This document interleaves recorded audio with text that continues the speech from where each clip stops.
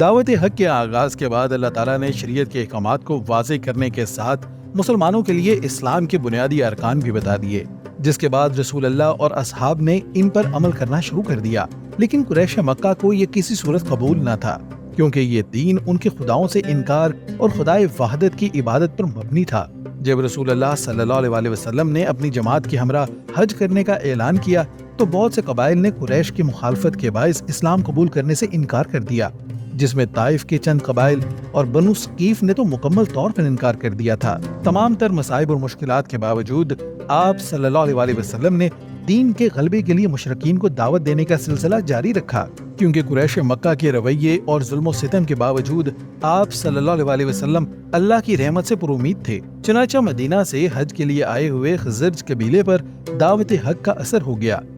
آپ صلی اللہ علیہ وسلم کا پیغام سن کر انہوں نے آپس میں ایک دوسرے سے کہا، اللہ کی قسم یہ تو وہی نبی ہے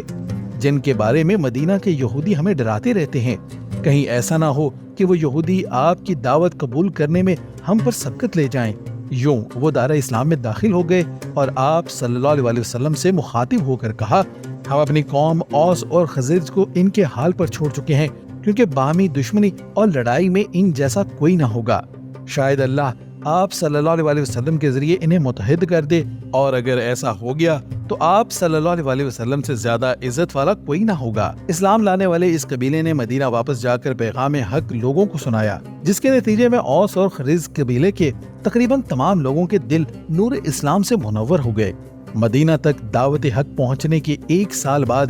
وہاں سے 12 افراد پر مشتمل ایک وفد حج کے لیے مکہ آیا۔ حج کے بعد ان لوگوں نے عقبہ کے مقام پر رسول اللہ صلی اللہ علیہ وسلم سے ملاقات کر کے آپ صلی اللہ علیہ وسلم سے بیعت کی، جسے بیعت عقبہ اول کے نام سے جانا جاتا ہے۔ انہوں نے عہد کیا کہ وہ اللہ تعالیٰ کے ساتھ کسی کو شریک نہیں کریں گے، چوری نہیں کریں گے، زنا نہیں کریں گے، اپنی اولاد کو قتل نہیں کریں گے، کسی پر بہتان نہیں گڑیں گے، اور رسول اللہ صلی اللہ علیہ وسلم کے ہر حکم کی اطاعت کریں گے۔ اس عہد کو وفا کرنے پر ان کے لیے جنت ہے، اور اگر ان گناہوں میں سے کوئی گناہ کیا تو یہ اللہ تعالیٰ کی مرضی ہے کہ وہ انہیں سزا دے یا معاف کر دے۔ اس عہد کے ساتھ حج مکمل ہونے پر وہ اپنے شہر کی طرف واپس لوٹ گئے، اور وہ صحابی رسول بن کر اللہ کے پیغام کو دوسرے قبائل تک پہنچانے میں لگ گئے۔ یہ آپ صلی اللہ علیہ وسلم کی زبان کی چاشنی تھی کہ جو بھی پیغام اسلام سنتا وہیں آپ صلی اللہ علیہ وسلم کے ہاتھ پر بیعت کر کے دائرہ اسلام میں داخل ہو جاتا۔